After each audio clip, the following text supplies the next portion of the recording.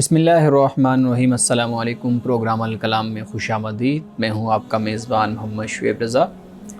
ناظرین کرام، پروگرام کے پہلے حصہ میں ہم قرآن کریم کی کچھ آیات سمجھنے کی کوشش کرتے ہیں اور دوسرے حصہ میں اپنے عہد کے نمائندہ سیاسی، سماجی، مذہبی موضوعات پہ پیدا ہونے والے سوالات کے جوابات ایک نئے نقطہ نظر سے جاننے کی کوشش کرتے ہیں۔ حسب سابق ہمارے ساتھ شریک گفتگو ہیں جناب محمد امانت رسول صاحب۔ مان صاحب بہت شکریہ آپ کے وقت کا۔ میری معاونت کے لیے موجود ہیں وشنورین صاحبہ، thank you so much madam. امان صاحب، ہم گفتگو کر رہے تھے سورۃ الشعراء، اور سورۃ الشعراء میں حضرت صالح علیہ السلام، قوم سمود کا ذکر چل رہا تھا۔ اب وہ قوم تقاضا کر رہی ہے نشانی کا، اور وہ خیال یہ کر رہے ہیں کہ جو پیغمبر ہے وہ کوئی الگ سے کوئی فرشتہ یا اس طرح سے کوئی چیز ہو کہ جس کو ہم دیکھیں تو بالکل انہونے سا ہمیں محسوس ہو۔ اس کا بھی جواب دے دیا ہم نے۔ سورۃ الشعراء کی آیت نمبر 155 سے اپنی گفتگو کا آغاز کرنا ہے۔ اپنی گفتگو شروع کیجیے گا۔ بسم اللہ الرحمن الرحیم۔ اب یہاں پہ حضرت صالح علیہ السلام نے یہ فرمایا، حاضی ناقۃ اللہ شرب ولکم شرب یوم معلوم، کہ یہ اونٹنی ہے اور اس کے لیے پانی پینے کی ایک باری، یعنی ایک دن اس کا ہے پانی پینے کا، اور ولکم، اور تمہارے لیے بھی پینے کا ایک دن معلوم ہے۔ یہی تقسیم کر دی، یہ تقسیم کر دیا۔ یہ در حقیقت ان کی آزمائش اور ان کا امتحان ہے۔ ٹھیک، جیسے میں نے پہلے بیان کیا تھا گزشتہ پروگرام میں کہ یہ تھا کہ اگر یہ اونٹنی سے باز آ گئے اس کو کچھ کہنے سے، تو مطلب یہ ہے کہ یہ کسی حد تک آمادہ ہیں ایمان لانے کے لیے، فرمانبرداری قبول کرنے کے لیے۔ تو یہ ایک آمادگی کا طریقہ ہے۔ تو اگر یہ اس تک نہیں رہیں گے تو واضح بات ہے کہ یہ پھر پیغمبر کے مقام و مرتبہ کا بھی خیال نہیں کریں گے۔ بالکل صحیح۔ تو یہ ایک آزمائش اور ایک امتحان، ٹیسٹ تھا ان کا۔ ہاں جی، ٹیسٹ۔ اور ایسے ہی قرآن مجید نے کئی مقامات پر اس چیز کو بیان کیا ہے۔ یعنی مثال کے طور پر دیکھیے کہ جیسے فرمایا کہ یہ جو یوم السبت والے ہیں، سبت والے اصحاب السبت کے بارے میں کہا کہ یہ انہوں نے حد تجاوز کیا، آگے بڑھ گئے، کہ جو مچھلی والا دن ہوتا تھا، یعنی ہفتے کا جو دن ہوتا تھا، اس دن مچھلیاں بھی اچھل کر باہر آتی تھیں۔ یہ اس بات کو بیان کیا۔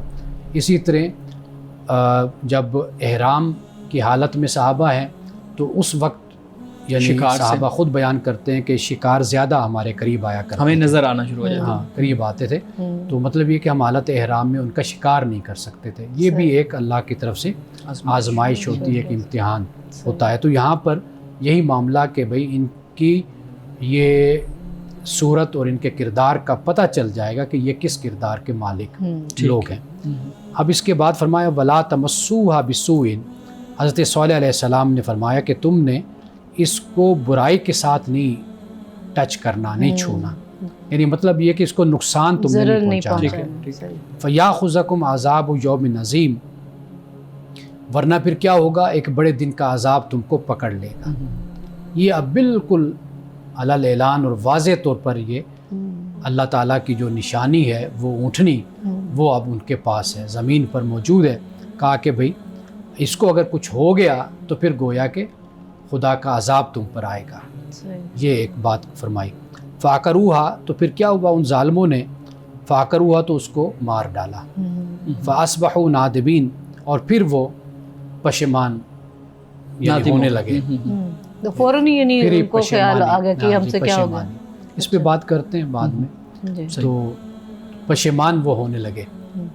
اب یہاں پر آپ یہ دیکھیے کہ انہوں نے اس بات کی پرواہ نہیں کی کہ ہمیں یہ کیا کہا گیا ہے۔ حضرت صالح علیہ السلام نے یعنی اتنے نڈر قسم کے لوگ تھے، جری قسم کے، کہ اس بات کی پرواہ ہی نہیں کی۔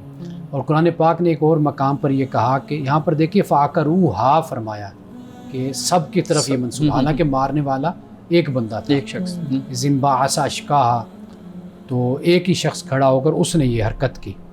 تو جب باقی لوگ روکے نہ تو پھر گویا کہ ان کو اس جرم میں شمار کیا جاتا ہے، ان کو شامل کیا جاتا ہے۔ تو اس کے بعد فرمایا فَآخَذَهُمُ الْعَذَابُ، تو پھر ان کو عذاب نے آ لیا۔ إِنَّ فِي ذَلِكَ لَآیَةً، بے شک اس میں یقیناً نشانی ہے۔ وَمَا كَانَ أَكْثَرُ الْمُؤْمِنِينَ، اور ان میں سے اکثر ماننے والے نہیں تھے۔ وَإِنَّ رَبَّكَ لَهُوَ الْعَزِيزُ الرَّحِيمُ، اور بے شک تمہارا رب زبردست اور پھر رحمت فرمانے والا ہے۔ تو یہاں پر حضرت صالح علیہ السلام کا یعنی قوم سمود کا جو ذکر ہے یہاں پر ختم ہو جاتا ہے۔ صحیح، لیکن ایسا ہے کہ یہ پڑھنے سے یوں محسوس ہوتا ہے جیسے بس چند ایک الفاظ کی گفتگو ہوئی اور پورا واقعہ اونٹنی آئی اور اس کے بعد اس کو مار دیا اور یہ چیز ہوئی۔ تو یہ چیز ہم بار بار یہ ڈسکس کر رہے ہیں کہ یہ ایک پورا لمبا واقعہ ہے، پوری تاریخ ان کی بیان کی جا رہی ہے۔ یہ بتائیے گا کہ کہا یہ جاتا ہے روایات میں، ہم نے سنا بھی ہے پڑھا بھی ہے کہ اونٹنی سارے کا سارا پانی پی جاتی تھی، یعنی وہ ایک دن جب اس کا ہے تو وہ سب بالکل کنواں خالی ہو جانا، اور پھر جو لوگ تھے وہ دیکھتے تھے یار یہ سارا پانی تو اس نے پی لیا، اب ہمارے لیے کیا بچے گا؟ تو اس لیے پھر وہ ان کے ذہن میں یہ خدشہ پیدا ہوا کہ اب ہم کیا کریں گے، خشک سالی آ جائے گی تو اب کیا کیا جائے۔ یہ ٹھیک ہے روایت؟ قرآن مجید بالکل اس پہ خاموش ہے، قرآن نے کوئی ایسی بات نہیں کہی، اور کہیں احادیث میں بھی ہمیں مستند میں یہ ایسی بات نہیں ملتی۔ یہ روایات ہیں، کہانیاں ہیں کہ لوگ اس کو بیان کرتے رہتے ہیں، لیکن یہ بھی یاد رکھیے کہ اونٹنی بھی وہیں پر ہی موجود تھی، یعنی بعد جو روایات بیان کی جاتی ہے کہ یہ کہیں سے نکلی تھی، پہاڑ میں سے پھٹا آئی اور تھی، اس میں سے وہ بھی نہیں ہے کہ ایک اونٹنی ہے جیسے اونٹنی ہوتی ہے پیغمبروں کی سواری ہے جیسے، یا کوئی اور جس کو بھی نشانی خدا بنانا چاہے تو اس کو اللہ تعالیٰ نشانی بنا دیتا ہے۔ مقصود تو اس قوم کی آزمائش اور اس کا امتحان ہے، اس کو پرکھنا اصل مقصود ہے۔ یہ بات سب سے زیادہ اہم ہے۔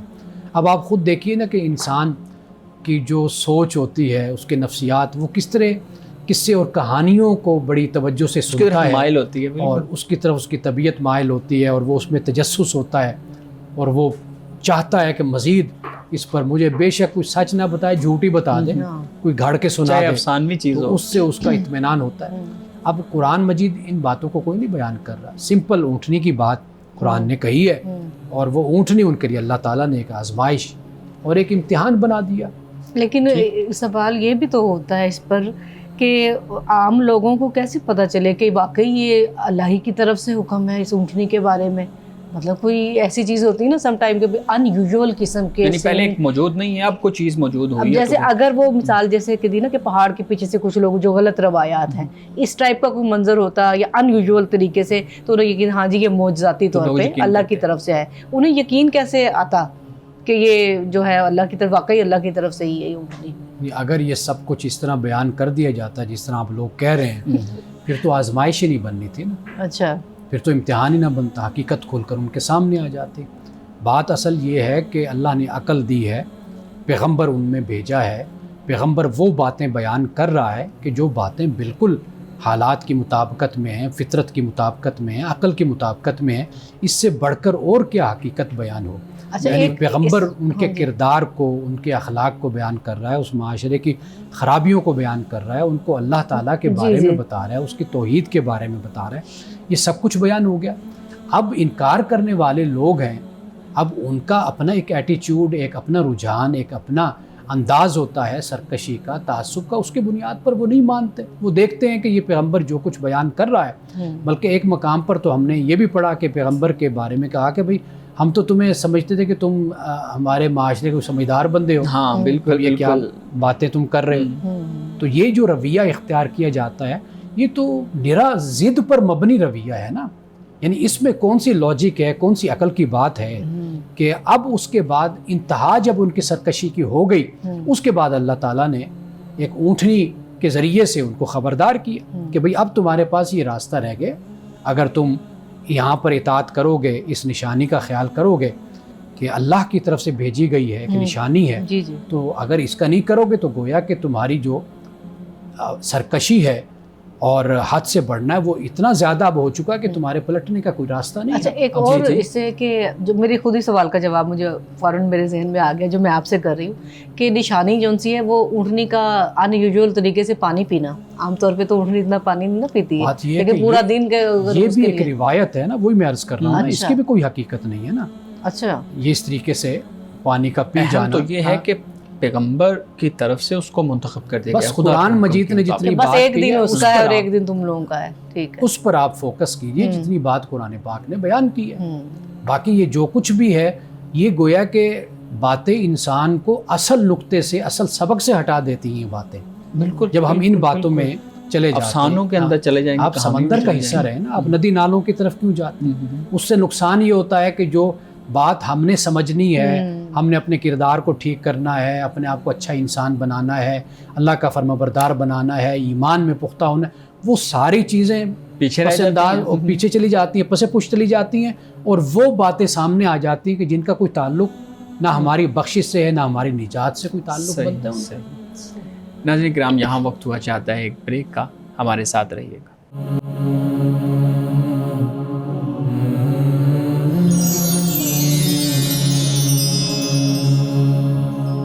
پروگرام میں ایک دفعہ پھر خوش آمدید. مولانا صاحب، جو بات ہو رہی ہے اسی سے متعلق ایک چیز میں چاہوں گا کہ آپ مزید واضح کریں. آپ نے فرمایا کہ جو اونٹنی تھی وہ جو ہمارے ہاں ایک افسانوی چیز بیان کی جاتی ہے کہ پہاڑ پھٹا، پہاڑ میں سے اونٹنی ان کے سامنے آ گئی، پوری پبلک کھڑی تھی، گروپ کھڑا تھا، پھر اس اونٹنی نے آ کے بچہ جنا. یہ ان کا تقاضا تھا کہ ایک اونٹنی یہاں سے نکلے، وہ آ کے فوراً حاملہ ہو، پھر وہ بچہ جن دے اور پھر ہم مان جائیں گے. یہ تو آپ نے بتا دیا کہ یہ افسانہ ہے، اور جو اونٹنی تھی وہ وہیں پہ استعمال کے لیے پہلے موجود تھی، حضرت صالح علیہ السلام کی ہو سکتی ہے یا کسی کی. اس طرح سے ہمارے ہاں جب بھی معجزے کو بیان کیا جاتا ہے تو وہ تو ایسی چیز ہوتی ہے جو بالکل موجود نہیں ہے، لیکن باہر سے کوئی چیز آئی ہے ہمارے پاس. جیسے یہ بیان کیا جاتا ہے کہ موسیٰ علیہ السلام کا جو عصا تھا وہ جنت سے آیا تھا، حضرت صالح علیہ السلام کی اونٹنی جنت سے آئی تھی، جو قمیص حضرت یعقوب کی آنکھوں پہ لگائی تھی اور ان کی آنکھیں بالکل ٹھیک ہو گئی تھی، وہ بھی جنت سے آئی تھی. یہ جو چیزیں بیان کی جاتی ہیں یہ تو پھر اس پورے جو آپ نے کانسیپٹ بیان کیا اس کے خلاف ہے. دیکھیے، جو معجزہ ہے نا وہ ایک عام چیز سے اور معمول سے ہی جنم لیتا ہے، ظاہر ہوتا ہے.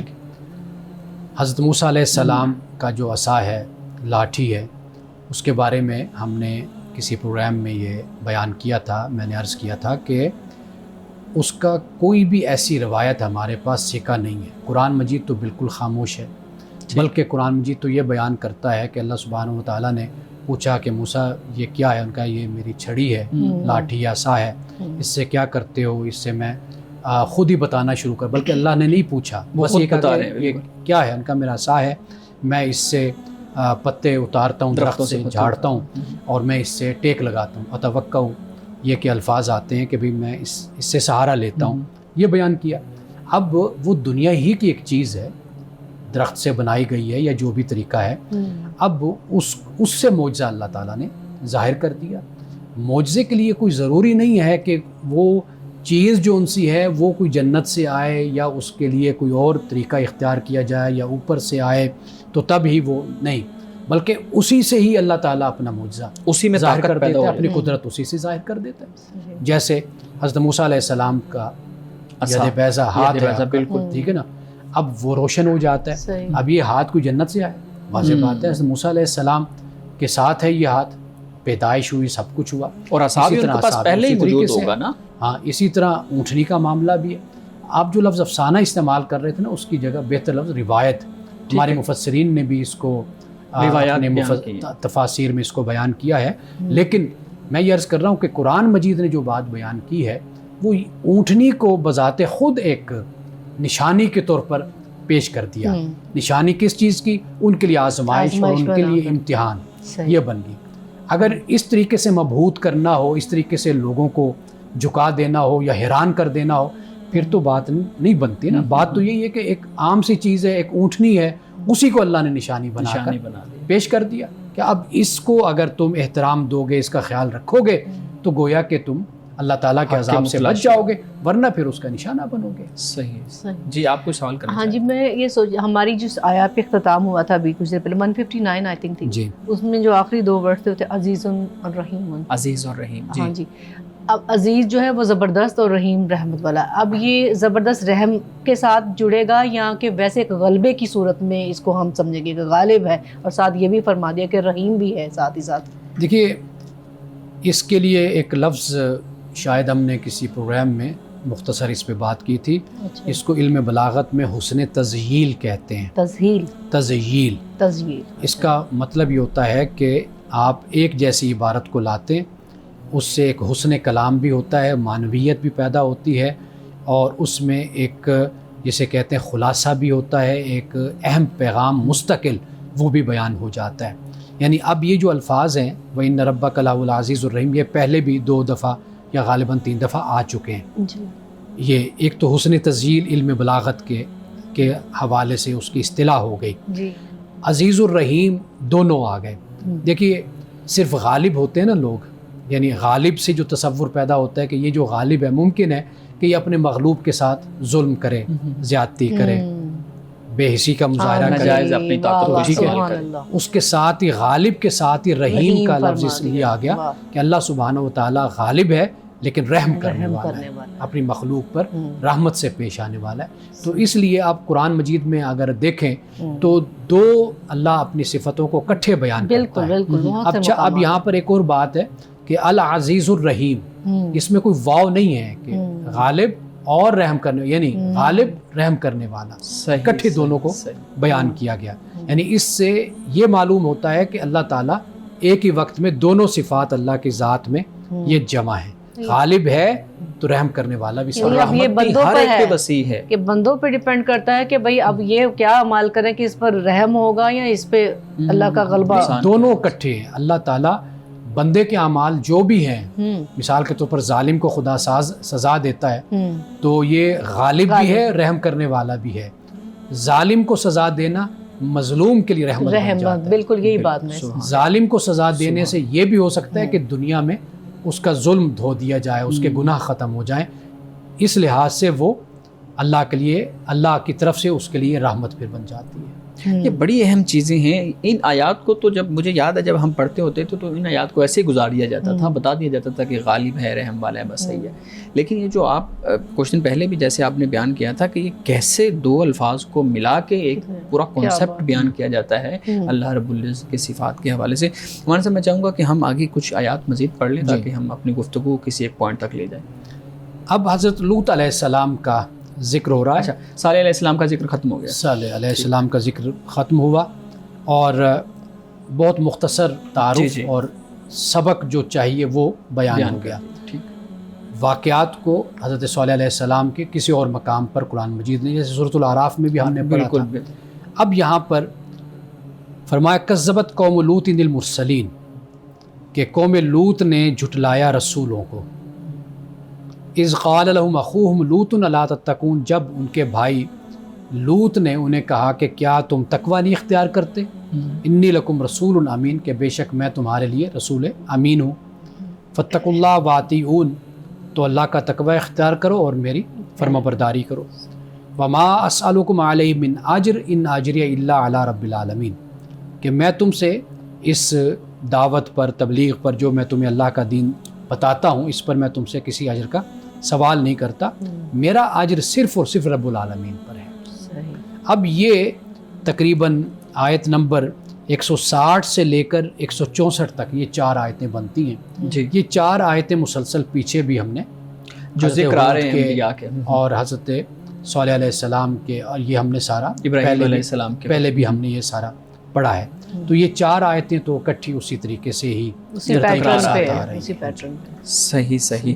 مولانا صاحب یہ جب سے سورۃ الشعراء شروع ہوئی ہے، یہ بالکل پڑھنے کا ایک الگ سے ہی انداز ہے کہ ہم ان ساری آیات کو روزانہ کی بنیاد پہ پڑھتے ہیں، لیکن اصل میں جو سبق ہے کہ اللہ تعالیٰ بار بار کیوں ان چیزوں کو بیان کر رہا ہے. تکرار ہے نا، پیچھے بھی یہ 4 آیات بیان ہو گئی، اب بھی 4 آیات بیان ہو گئی، اب بھی 4 آیات بیان ہو گئی. لیکن آپ یہ دیکھیے نا کہ اس میں کتنی تازگی ہے. بالکل ہر لیول پہ ایک نیا مزہ ہے اس میں. یعنی کہ آپ یہ نہیں ہے کہ آپ کہیں جی یہاں پر تکرار آ گئی ہے، لیکن وہ تکرار ایسی ہے کہ اس میں اتنی ایک انفرادیت ہے اور ایک جداگانہ انداز نظر آتا ہے کہ انسان ایک دفعہ کانپ جاتا ہے اور خبردار ہو جاتا ہے کہ یہاں پر پھر اللہ سبحانہ و تعالیٰ ہمیں پھر آگاہ کر رہا ہے کہ بھئی یہ دیکھو، یہ پیغمبر آیا تو پیغمبر نے اس بات کی تعلیم دی. ہر پیغمبر نے یہی بات بیان فرمائی. ابھی یہاں پیغمبر کی جو بات ہوئی ہے، جو الفاظ پہلے بھی پڑھے کہ میں تم سے کوئی، میرا اجر جو ہے اللہ کے پاس ہے اس کام کا،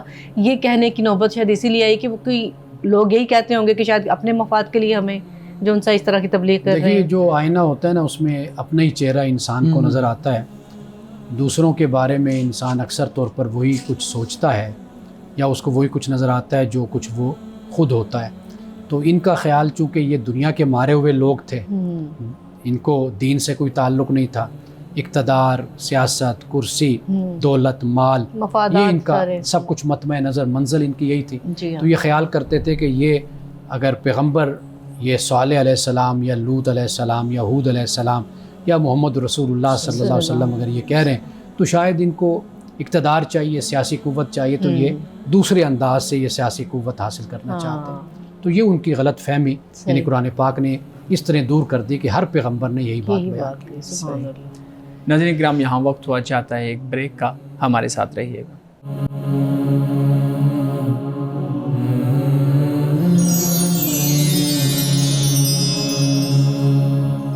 پروگرام میں ایک دفعہ پھر خوش آمدید. ہمارے صاحب بہت شکریہ, آیات کا پس منظر آپ نے بہت اچھے طریقے سے بیان کیا.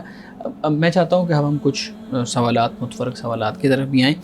ایک سوال بہت اہم ہے, ہمارے معاشرے میں ہم دیکھتے ہیں کہ یہ والی صورتحال روٹین میں نظر بھی آتی ہے, پھر جب قدم اٹھا لیتے ہیں تو اس کے بعد وہ پریشان ہو جاتے ہیں. اب ہم کیا کریں؟ جیسے کچھ دن پہلے ہم نے لے پالک بچوں کے حوالے سے بھی بات کی تھی. اب لے پالک کہ اس میں والد کی جگہ پہ جو اصل اوریجنل والد نہیں ہے, جس کے نطفہ سے پیدائش ہوئی ہے, اس کی جگہ دوسرے جس نے پرورش کی اس کا نام لکھ دیا, تو پھر وراثت کے مسائل اور یہ چیزیں آ گئیں. ایک اور چیز بھی ہے اسی حوالے سے, وراثت کے حوالے سے, لوگ اپنے بچوں کو آگ کر دیتے ہیں. بچے نے کوئی زبردستی اس طرح کو کام کر لیا ہے, کوئی عمل کر لیا ہے, اپنی مرضی سے شادی کر لی ہے, یا کوئی اور کام کر لیا ہے, ہو سکتا ہے والدین کو پریشان کیا ہو, کوئی نقصان پہنچایا ہو, تو والدین اس کو آگ کر دیتے ہیں. اور اخبار میں بھی بعض دفعہ ہم دیکھتے ہیں کہ بچوں کو آگ کر دیا ہے. آپ بتائیے گا کہ شریعت اس آگ کے لفظ کو کیسے بیان کرتی ہے, اور یہ لفظ شریعت میں ہے بھی یا ہماری سماجی اصطلاح کی طرف سے یہ لفظ آیا, اور کیا اصحاب رسول صلی اللہ علیہ وآلہ وسلم کے ادوار سے ہمیں کوئی اس طرح کی مثال ملتی ہے؟ دیکھیے, سب سے پہلے تو قرآن ہمارے لیے حجت ہے. بے شک. قرآن مجید نے جب وراثت کو بیان کر دیا اور جو وارث ہیں ان کے حصوں کو بیان کر دیا, تو اب کوئی بھی ان کو آگ نہیں کر سکتا, ٹھیک, کوئی بھی نہیں نکال سکتا. یعنی کہ جو قرآن مجید نے بیان کر دیا, جن کا جو حصہ ہے, کیونکہ یہ اللہ نے وہ اولاد ہے, وہ بیٹا ہے, وہ بیٹی ہے, جو بھی بیان کر دیا. سورۃ النساء کے دوسرے رکوع کو ہم دیکھتے ہیں, اور اسی طرح سورۃ النساء کی آخری آیت کو ہم دیکھتے ہیں, وہاں پر اس کو بیان کر دیا گیا ہے. تو لہٰذا والدین اپنی زندگی میں ایک دفعہ نہیں 10,000 مرتبہ آگ کر دیں, لیکن جب وہ دنیا سے چلے جاتے ہیں, جو ان کی وراثت ہوتی ہے, وہ وراثت بالکل شریعت کے مطابق تقسیم کی جائے. اچھا, وہ بیٹا بے شک وہ نافرمان تھا, وہ جو کچھ بھی تھا, لیکن جو وہ بیٹا ہے تو لہٰذا شریعت کے مطابق اس کو اس کا حصہ دیا جائے گا. بلکہ یہ والدین کے لیے میں خاص طور پہ نصیحت کر رہا ہوں, ان سے یہ گزارش کر رہا ہوں کہ کچھ بھی ہو, جتنا بھی دل آپ کا دکھا ہوا ہے, کچھ بھی, آپ کبھی بھی اپنی اولاد کو آگ نہ کیجئے, کیونکہ وہ تو آگ کبھی نہیں ہوگی, مرنے کے بعد تو اولاد ہی ملے گا, ان کو حصہ نہیں. اولاد ہر صورت میں اس کو حصہ ملے گا, جو شریعت نے کہہ دیا, خدا نے کہہ دیا. آپ گناہ گار ہوں گے کہ آپ ایک خلاف ورزی اور نافرمانی کر رہے ہیں, کہ جب اللہ تعالیٰ نے حصے مقرر کر دیے تو آپ کو کیا حق پہنچتا ہے کہ آپ اس کو آگ کریں؟ یہ ٹرم آئی کہاں سے, تصور کیسے پیدا ہوا آگ؟ واضح بات ہے کہ اولاد کی نافرمانی یا ان کی بدتمیزی, بے ادبی, گستاخی انسان کا دل تو دکھاتی ہے, اور جہاں پر انسان کا اختیار ہوتا ہے وہاں پر پھر وہ اپنے اختیار کو استعمال تو کرتا ہے. تو لہٰذا یہاں پر پھر یہی صورت سامنے آ جاتی ہے کہ بھئی ایسا بچہ کہ جو بد زبان ہے, بد کلام ہے, اس کو پھر سزا دینے کا ایک طریقہ والدین کے پاس یہی ہوتا ہے کہ اس کو ہم اپنی دولت سے, اپنے مال سے ہم اس کو آگ کر دیں. ممکن ہے کہ کسی قانون میں اور کسی وقت میں یہ چیز ہو, جیسے عرب کے معاشرے میں, کہ چونکہ وہاں پر آپ کو عرب کے معاشرے میں دیکھیں گے نا, اسلام سے پہلے وہاں پر آپ کو وہ اتار چڑھاؤ نظر آتا ہے, اسے ہم کیا کہتے ہیں, غیر متوازن رویہ وہاں پر نظر آتا ہے. یعنی مثال کے طور پر آپ دیکھیے کہ جس سے دوستی ہے وہ اس کو وراثت میں شامل کر لیا, جس کا جو دل کی جو جس پہ دل خوش ہوا, دل, وہ اس کو وراثت میں. یہ قرآن پاک نے سورۃ النساء میں اس بات کو 5ویں پارے میں بیان کیا ہے, لیکن کہا اللہ نے کہ بھئی اب یہ سب کچھ طے ہو گیا ہے, اب متعین ہو گیا, متعین. اب یہ نہیں ہو سکتا کہ بھئی جو تمہارا دوست ہے, بھائی بن گیا, تو اسی کے ساتھ ہی سب کچھ اس کو دے دیا یا مرنے کے بعد اس کو مل گیا، تو اب ایسا نہیں ہے. تو لہٰذا ممکن ہے کہ اس وقت عرب کے معاشرے میں ایسی صورت ہو کہ جس کی بنیاد پر پھر اسلام نے اس کو واضح کر دیا کہ بھئی جس کا جو حصہ ہے وہ اس کو ملے گا ہی ملے گا. اچھا چلے، اس سے ایک چھوٹی سی بات نکلتی ہے کہ اگر کوئی اولاد مجبور کرے ماں باپ کو اس کی زندگی میں کہ اب جیسے ایک ہی گھر میں رہ رہے، اتنی سخت مطلب اب دیکھیں مہنگائی ہے، سب اکٹھے ایک جگہ رہ رہے ہیں نا، اگر ایک بیچ میں سے اٹھ کے کہتا نہیں جی مکان بیچو مجھے میرا حصہ چاہیے، تو اس صورت میں ماں باپ بیچارے بڑھاپے کی سٹیج پہ اور وہ چاہتا ہے میں علیحدہ کوئی سیٹ اپ بناؤں، تو کیا ماں باپ پر لازم ہے پھر بیچیں اور وہ رلتے رہیں، وہ جہاں مرضی دھکے کھائیں یا کرایوں پہ؟ اولاد کو جو حق ملتا ہے نا وہ والدین کے مرنے کے بعد ملتا ہے، یعنی وراثت بنتی مرنے کے بعد. مرنے کے بعد. ٹھیک ہے. زندگی میں جو جس نے وہ کمایا ہے نا، مثلا باپ کماتا ہے، وہ اپنی جوانی لگا کر ایک مکان بناتا ہے، وہ اس کا مالک ہے. صحیح. اولاد جوان ہے، شادی شدہ ہے، غیر شادی شدہ ہے، اس اولاد کا کوئی حق نہیں ہے اس مکان پر. اگر باپ کہے کہ آپ یہ میرا مکان ہے یہ چھوڑ دیجئے، یہاں سے چلے جائیے، اولاد کو چاہیے کہ 1 سیکنڈ سے پہلے وہاں سے نکل جائے. ٹھیک ہے. وہ اس کی ملکیت ہے، اس پہ اولاد کسی طرح کا بھی حق نہیں جتا سکتی. ہاں اگر والد دنیا سے چلا جاتا ہے پھر شریعت کے مطابق اس کی تقسیم ہوگی. اس لیے یہ جو بچے تنگ کرتے رہتے ہیں ماں باپ کو، کہتے رہتے ہیں، یہ محبت شفقت اپنی جگہ پر ماں باپ کی ہوتی ہے، یا اولاد بھی لاڈ میں یا زیادہ بگڑنے کی وجہ سے ماں باپ سے یہ تقاضے کرتی ہے. اگر شرعی طور پر دیکھا جائے، اخلاقی طور پر، قانونی طور پہ دیکھا جائے تو ہرگز اولاد کا حق زندگی میں نہیں بنتا. ان کی مرضی ہے کہ وہ جو دیں خوشی سے دیں، لیکن یہ ہے کہ ان کی زندگی میں تقاضا کوئی نہیں ہے اولاد کا. صحیح. ایک اور چیز اسی سے متعلق میں پوچھتا ہوں، اس کے بعد کچھ سوالات بہت اہم ہیں میڈم کے پاس، ان کو بھی لیتے ہیں. یہ بتائیے گا کہ آپ کی کیا رائے ہے کہ والدین کو اپنی زندگی میں وراثت تقسیم کر دینی چاہیے انہی حصوں کے مطابق جو شریعت نے بیان کر دیے ہیں، اور وہ متعین کر جائیں کہ اچھا اس بیٹے کے نام اتنی ہو گئی، اس بچی کے نام اتنی ہو گئی، اس بہن کے نام، مطلب وہ ساری چیزیں تقسیم کر جائیں، یا والدین اسی چیز کا انتظار کریں کہ بچے خود ہی ان چیزوں کو کرتے رہیں گے؟ اور ہم نے دیکھا ہے کہ جب بچوں کے اوپر یہ بات آتی ہے تو لڑائیاں، جھگڑے، کیسز، عدالتیں، یہ ساری چیزیں چلتی رہتی ہیں. یہ غلط ہوتا ہے. اولاد یعنی مرنے کے بعد جو شریعت نے جو طریقہ بتا دیا اس کے مطابق ہی تقسیم ہونی ہے. صحیح. جہاں تک والدین کی بات ہے، اگر وہ زندگی میں یہ سب کچھ وصیت نامہ لکھوا کر چلے جاتے ہیں اور وہ جو تقسیم کرواتے ہیں وہ بھی شریعت کے مطابق ہونی ہے. ہاں بالکل. وہ اس کو وہ کروا کر بعد میں کھولا جائے، کیا جائے اس کے مطابق. صرف وہ سہولت کے لیے کر رہے ہیں. یعنی مثال کے طور پر مکانات ہیں، کاروبار ہے، زمینیں ہیں، وہ ان کی پوری جو ایک شرعی طور پہ تقسیم بنتی ہے، نہیں جو اس کی قیمت بنتی ہے، اچھا وہ اس کے حساب سے کر کے اس کو ٹھیک ہے یہ چلے جائیں. لیکن حصہ وہی دیں گے کہ جو شریعت کے مطابق بیٹیوں کا بنے گا، جو بیٹوں کا بنے گا وہ شریعت کے مطابق اس پر عمل ہوگا ان کی وفات کے بعد. ٹھیک ہے، یہ طریقہ. ہاں زندگی میں اگر وہ تقسیم کرنا چاہتے ہیں، دینا چاہتے ہیں، تو وہ ہدیہ ہوگا، وہ تحفہ ہوگا. یعنی مثال کے طور پر وہ اپنے وہ بہنوں اپنے بیٹوں اور بیٹیوں کے درمیان اگر برابر تقسیم کرنا چاہتے ہیں تو زندگی میں کر جائیں. وہ تحفہ ہو جائے گا، وہ گفٹ ہو جائے گا ماں کی طرف سے، باپ کی طرف سے بچوں کے لیے. لیکن اگر وہ یہ چاہتے ہیں کہ ہمارے مرنے کے بعد اس کو تقسیم کیا جائے بطور وراثت کے یہ بٹے، تو پھر اس کے مطابق وہی طریقہ ہوگا جو قرآن نے بیان کر دیا. یعنی اگر وہ اپنی زندگی میں یہ چاہتے ہیں، فار ایگزامپل میں مثال دے دیتا ہوں، کسی شخص کے پاس 2 مکان ہیں یا 3 مکان ہیں، وہ کہتا ہے جی یہ میری 2 بیٹیاں ہیں، میں ایک ان کو دے دیتا ہوں، اور یہ بیٹا اس کو ضرورت نہیں ہے تو میرے خیال میں اس کا اپنا کاروبار ہے، یہ کرتا رہے گا، تو میں یہ دونوں بیٹیوں کو دے جاتا ہوں، تو یہ ٹھیک وہ کر سکتا ہے.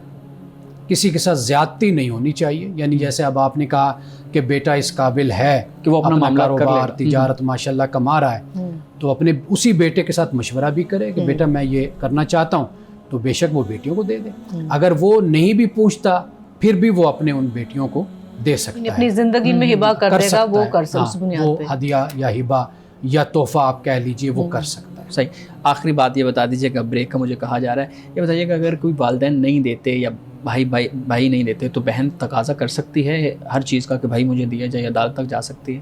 بالکل، بہن کا جو حق ہے میں یہ ذاتی طور پہ سمجھتا ہوں کہ بہن ہر صورت میں لے، بھائی ہے ہر صورت میں لے، لینے کے بعد بے شک وہ جس کو اپنے کسی بھائی کو بہن کو بطور تحفہ کے وہ دے دیتا ہے. جو کمزور بہن بھائی ہوتے ہیں ان کو دے دے، لیکن لینا ضرور چاہیے. یہ میں اس لیے کہہ رہا ہوں چونکہ اللہ نے تقسیم کی ہے نا، تو اس کو اگنور نہیں کرنا چاہیے اور اس کو کم اہمیت نہیں دینی چاہیے. جو اللہ آپ کو دے رہا ہے وراثت میں، اللہ نے مقرر کر دیا، وہ خوشی خوشی آپ ضرور لے لیں، پھر بعد میں بے شک آپ اس کو کریں. صحیح. ناظرین کرام، گفتگو بھی جاری ہے، یہاں وقت ہوا چاہتا ہے ایک بریک کا، ہمارے ساتھ رہیے گا.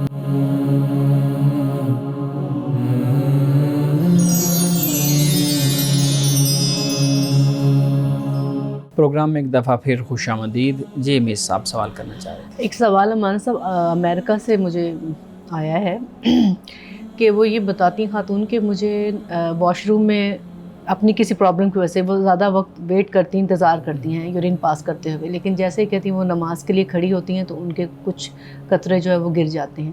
اب ایسی صورت میں ان کی نماز جو ہے اس کی کیا حیثیت رہ جاتی ہے؟ یہ ایک آپ یوں کہہ لیجئے کہ شریعت کی طرف سے اس میں ایک سہولت موجود ہے ایسے شخص کے لیے کہ جو مجبور ہوتا ہے. اچھا. یعنی مثال کے طور پر وضو کرتا ہے انسان، وضو کرنے کے بعد یعنی واش روم سے ہو کر آ گیا، وضو کیا، تو اس کے بعد بھی اس کو مسلسل بول کی بیماری ہم اس کو کہتے ہیں. یعنی اس میں قطرے گرتے رہتے ہیں. اب اس کا جو حکم ہے وہ یہ ہے کہ آپ اگر اس بیماری میں مبتلا ہیں تو آپ کو یہ عذر ہے کہ آپ ایک وضو جب کر لیں اس وضو کے ساتھ آپ فرض نماز پڑھ لیتے ہیں. اچھا. پڑھنے کے بعد اگلی نماز تک جو وقت ہوگا اس میں آپ جو بھی نفلی عبادت کرنا چاہتے ہیں وہ آپ کر سکتے ہیں. صحیح. قرآن کی تلاوت کریں، آپ نماز پڑھیں، آپ نفل پڑھیں، جو بھی آپ کرنا چاہتے یعنی ہیں. ایک نماز کے لیے جو آپ نے وضو کیا وہ کافی ہے. کافی ہے. اگلی نماز فرض جو نماز آئے گی اس فرض نماز کے لیے پھر آپ وضو کر لیں گے الگ سے وضو. اور وہ جو کپڑوں پہ اگر مطلب ہیں وہ کپڑے تبدیل کرنے پڑیں گے انہیں؟ کپڑوں کو آپ اس طرح کر لیتے ہیں نا کہ آپ دھو لیتے ہیں نا. اچھا. اس خاص جگہ کو دھو لیا گیا جہاں پہ شک ہوتا ہے انسان کو، ٹھیک ہے. تو اس کو دھو لیتا ہے انسان. تو اس کے بعد پھر یہ ہے کہ نماز اب فرض پڑھ لی، فرض نماز اگلی نماز تک پھر جو بھی نفلی عبادات ہیں وہ انسان کرتا رہتا ہے. صحیح. پھر اگلی نماز کے لیے پھر انسان فرض نماز کے لیے وضو کر لے. ٹھیک ہے. اور اب ایک سوال اتفاق کی بات ہے، ایک سوال امریکہ سے تھا، ایک اگلا جو ہے وہ کینیڈا سے ہے. تو وہ پوچھتی ہیں سورۃ المطففین کا انہوں نے ریفرنس دیا کہ جس طرح اس میں ناپ تول کی کمی کا ذکر ہے اور وعید ہے لوگوں کے لیے جو کم تولتے ہیں. وہ کہہ رہی ہیں کہ جیسے وہ خود ایک بیبی سٹنگ کرتی ہیں، یعنی بچوں کو ٹیک کیئر کرتی ہیں، کیئر ٹیکر ہیں چھوٹے بچوں کی. اس حوالے سے اپنا بھی ریفرنس دے رہی ہیں اور کچھ اور بھی لوگوں کا کہ جیسے اگر میں بچوں کی ٹیک کیئر کرتی ہوں، ان کو کھانا کھلانا، وقت پہ سلانا، باہر گھمانے کے لیے لے کے جانا، اگر میں اس پورے سیکوینس میں کسی قسم کی کوئی تھوڑی سی آگے پیچھے کوئی کمی بیشی کر دیتی ہوں، یعنی جو بھی تسلسل ہے ان کے کاموں کا اسٹیپس 1 2 3 کر کے کہ ایک اسٹیپ مس کر دیتی ہوں یا کچھ اس طرح نہیں کرتی ہوں اپنا. اور دوسرا وہ یہ پوچھ رہی ہیں کہ جیسے جو لوگ نماز کی بریک لیتے ہیں، کسی جگہ آفس میں جاب کر رہے ہیں اور نماز کی بریک لیتے ہیں، اب اس نماز تو پڑھی جاتی ہے لیکن اسی بریک کو وہ خود پرولونگ کر دیتے ہیں، تھوڑا ریسٹ بھی کر لیتے ہیں. نہیں ہاں مطلب یہ کہ بے ایمانی کرتے ہیں. مینز یہ کہ نماز کی بریک ہے، نماز پڑھ لی، اس کے باوجود آپ بریک پہ ہی رہتے ہیں اسٹل پڑھنے کے باوجود. ایک یہ بات. یا پھر وہ لوگ کہ جو اپنی ڈیوٹی کو ایمانداری سے نہیں کرتے ہیں، ڈس آنیسٹی دکھاتے ہیں، انہیں پتہ ہوتا ہے کہ بھی یہ اب جیسے تھوڑی سی میری بات لمبی ہوگی، گورنمنٹ کی جو لوگ ملازم میں نے ان میں اکثر دیکھا کہ اتنی لاپرواہی کرتے ہیں یہ لوگ کہ ہماری تو نوکری پکی ہے کہ لائٹ جل رہی ہے، اے سی چل رہے ہیں یا کوئی اپنے کام میں اس لیے ڈھلکس دکھا دیتے کہ ہمیں کسی نے کیا پوچھنا ہے، کوئی کون دیکھ رہا ہے.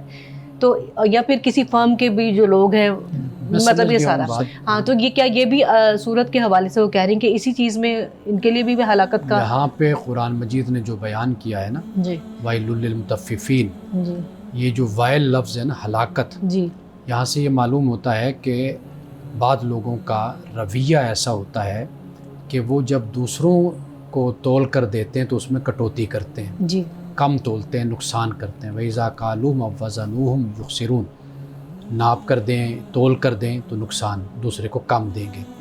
وَإِذَا اكْتَالُوا عَلَى النَّاسِ يَسْتَوْفُونَ، جب لوگوں سے لیتے ہیں تو پھر وہ پورا لیتے ہیں. تو ایسے لوگوں کے لیے فرمایا کہ ہلاکت ہے. تو ان آیات کو اگر پڑھیں نا تو یہ ایک رویہ ہے ایک قوم کا، جسے مجرمانہ ذہنیت آپ کہہ لیجئے کہ یہ لوگ ایسا کرتے ہیں. کسی سے کوئی کمی بیشی کبھی ہو جاتی ہے وہ ایک علیحدہ بات ہے، اس کو اپنی عادت بنا لینا اور ایک اپنا رویہ بنا لینا، ایک معمول بنا لینا، اس کی اجازت ہرگز نہیں ہے۔ جب آپ کسی کے ساتھ جو طے کرتے ہیں کہ میں اتنے گھنٹے دوں گا، کام کروں گا، تو اس کو چاہیے کہ پھر اس کے ساتھ انصاف کریں، عدل کریں۔ یہ بات۔ دوسری بات جو سرکاری حوالے سے آپ نے کہی ہے، دیکھیے یہ معاہدے میں چیز ہوتی ہے کہ آپ کو ظہر کا ٹائم ڈیوٹی میں آتا ہے تو آپ کو ٹائم دیا جائے گا، عصر کا وقت نماز کا آتا ہے تو اس میں دیا جائے گا، یا کھانے کے لیکن یا کھانے میں یا کھانے میں شامل کر دیا جاتا ہے نماز اور ظہر کی نماز کو۔ لیکن اب یہ اس شخص پر ڈیپینڈ کرتا ہے کہ وہ کتنا انصاف کرتا ہے۔ کچھ لوگ ہیں کہ وہ اسی بہانے سے بلکہ چھٹی لے کر گھر چلے گئے نماز کے بہانے، جب ہم نے یہاں تک ڈیوٹی دے دی، چلو اس کے بعد اب باقی کتنے گھنٹے رہ گئے، 2-4 گھنٹے خیر ہے، نکل جاؤ۔ تو یہ ناانصافی ہے، یہ کرپشن ہے، یہ بدعنوانی ہے، یہ نہیں کرنا چاہیے۔ باقی کبھی انسان تکلیف میں ہوتا ہے، کبھی مسئلے میں ہوتا ہے، تو اگر کر لے بتا کر، اور اس میں کوئی حرج نہیں ہے۔ لیکن قرآن جو بات بیان کر رہے ہیں اصل میں ان لوگوں کا رویہ اور انداز ایسا ہے کہ جس کی بنیاد پر قرآن نے کہا کہ ہلاکت ہے ایسے لوگوں کے لیے۔ اور جو ان کا اپنا سوال تھا کہ وہ بیبی سٹنگ کرتی ہیں، میں نے اسی میں عرض کر دیا، یعنی وہ جان بوجھ کے تو نہیں ہے، ہاں، یعنی کبھی اگر ایسے ہو جائے بال اتفاق تو پھر اس میں وہاں پر تو معاملہ یہ ہے کہ آپ جو بھی کریں بتا کر کریں، اور اگر آپ اپنے ایگریمنٹ میں، معاہدے میں یہ چیزیں کلیئر کر دیتے ہیں تو آپ کو پھر کسی قسم کا کوئی جبر کا اور پابندی کا سامنا نہیں کرنا پڑتا۔ اچھا، ایک سوال یہ بھی ہے کہ جیسے لاؤڈ سپیکرز وغیرہ پہ اچھی خاصی آواز باہر آ جاتی ہے، تو مسجد کے ساتھ جو ملحق گھر ہوتے ہیں تو ان میں گھروں میں بھی آوازیں جا رہی ہوتی ہیں نا، جیسے جب امامت ہوتی ہے۔ تو سوال پوچھنے والے سائل نے یہ پوچھا ہے کہ وہ تو ایک سوال ان کا تھا وہ کہ میری دکان ہے، تو کیا میں دکان میں ہی نماز پڑھ سکتا ہوں بغیر مسجد پہ گئے؟ مجھے آوازیں آ رہی ہوتی ہیں تو میں ان کے امام کو فالو امامت کی آواز آ رہی ہے، امامت ہو رہی ہے، تو میں اپنی دکان بالکل قریب ہے دکان میں ہی نماز پڑھ سکتا ہوں۔ لیکن جب کوئی مجبوری نہیں ہے نا، مسجد کا اپنا تقدس ہے، اپنا مقام ہے، اور فقہائے کرام نے تو اتصال کو بھی بیان کیا، یعنی کہ آپ کے درمیان میں کوئی سڑک، کوئی راستہ اس طریقے کا نہ ہو، حائل نہ ہو۔ اگر اس طرح ہے کہ بالکل ہی مسجد میں آپ کا دروازہ کھلتا ہے گھر کا، یا بالکل مسجد کے قریب ہے، وہ ایک دوسری صورت بن جاتی ہے۔ تو اس لیے مسجد کا اپنا مقام و مرتبہ ہے، تو مسجد میں آ کر نماز پڑھنی چاہیے، اور مردوں پر تو خاص طور پر اس کی تاکید بھی ہے کہ وہ مسجد میں آ کر نماز کو پڑھیں، اور اس کی فضیلت بھی بہت زیادہ ہے۔ خواتین کو چھوٹ دی گئی ہے اس لیے کہ ان کا گھر ہوتا ہے، کام کاج ہوتے ہیں، معاملات ہوتے ہیں، تو اگر ان کو بھی فرصت ہو تو اس کی بھی بڑی فضیلت ہے کہ ان کے لیے بھی مسجد ہے، مسجد میں نماز وہ ادا کریں۔ اور سب حدیث مبارکہ بیان کیجیے گا۔ حضرت عمر بن خطاب رضی اللہ تعالی عنہ سے روایت ہے کہ رسول اللہ صلی اللہ علیہ وسلم نے فرمایا کہ من سرتہ حسنتہ، کہ جس کو نیکی نے خوش کیا، اس کے اچھے کام نے خوش کیا، وساءت سیئتہ، اور برائی نے اس کو تکلیف دی، یعنی اس نے اگر کوئی برا کام کیا اس سے اس کا دل دکھی ہوا، وہ اداس ہو گیا، پریشان ہو گیا، اور اچھا کام کرنے کی وجہ سے وہ خوش ہو گیا، تو رسول اللہ نے فرمایا فہو مومن، تو یہ مومن ہے۔ یعنی اگر آپ کو مجھے اچھا کام خوش کر دے، نیکی سے ہم خوش ہو جائیں، اور برائی ہمیں اداس کر دے، ہم اس کی وجہ سے تکلیف میں آ جائیں، تو یقین کیجئے کہ یہ ایمان کی علامت ہے۔ ناظرین گرامی، اس دعا کے ساتھ اپنے پروگرام کا اختتام کریں گے۔ اللہ رب العزت حسن کلام اور تاثیر کلام عطا فرمائے، ہماری زبان کے گروں کو کھول دے، اور سننے والوں تک خیر کا پیغام پہنچے۔ اجازت دیجیے، خدا حافظ۔